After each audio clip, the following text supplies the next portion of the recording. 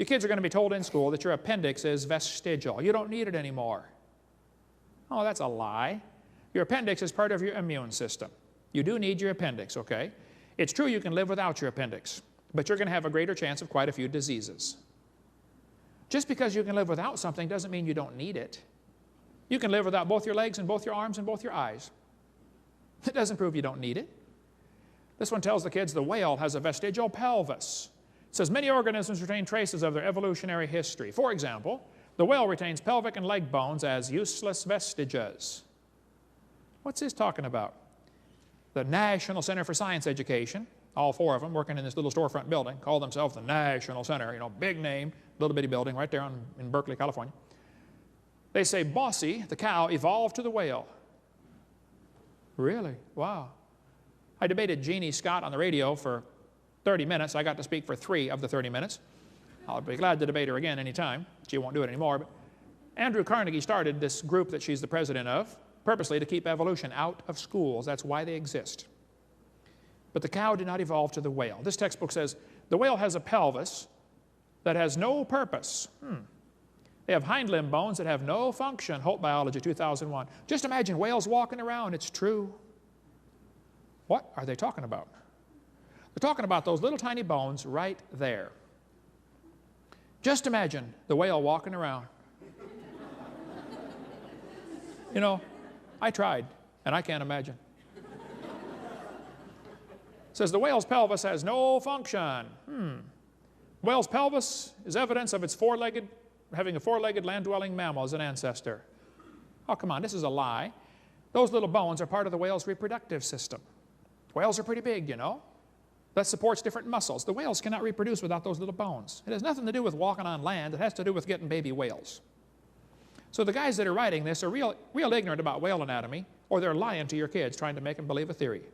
There are no vestigial organs, and if there were, that would be the opposite of evolution.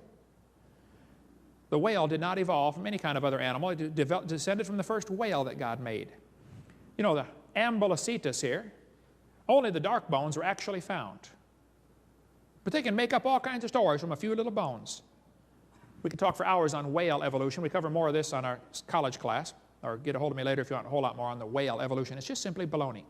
We have in our museum a 15.5-foot python snake skin. Way down near the south end of that snake, you'll see little tiny claws. There they are, right there, little bitty claws with a little bone inside. Now look what this textbook says. Snakes have rudimentary hind legs. Excuse me, those are not hind legs. Those little claws are used during mating.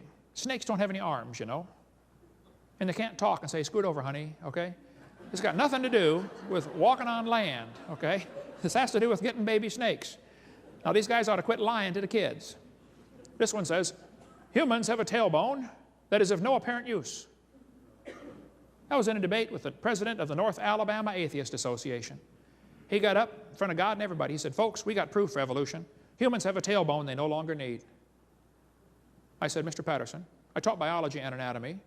I happen to know there are 9 little muscles that attach to the tailbone, without which you cannot perform some valuable functions.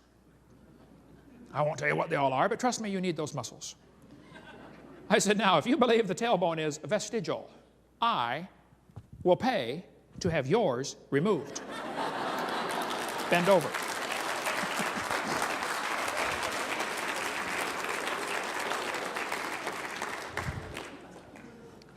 This textbook says the coccyx, the tailbone, is a small bone at the end of the human vertebral column. It has no present function, and is thought to be the remainder of bones that once occupied the long tail of a tree-living ancestor. They told me when I was a kid, man used to have a tail, but he lost it because he didn't need it.